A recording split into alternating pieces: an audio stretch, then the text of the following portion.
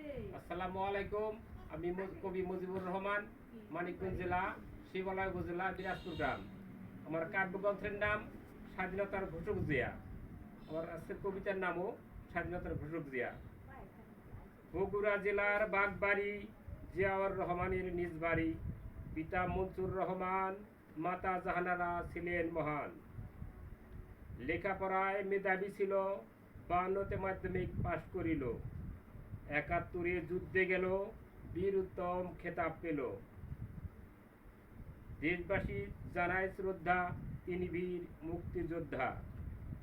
77-এ রাষ্ট্রপতি, সুখ শান্তিতে আনে গতি। সুখে থাকে দেশবাসী, সবার মুখে ফুটায় হাসি। দূর হয়ে যায় ষড়যন্ত্র, চালু হয় গণতন্ত্র।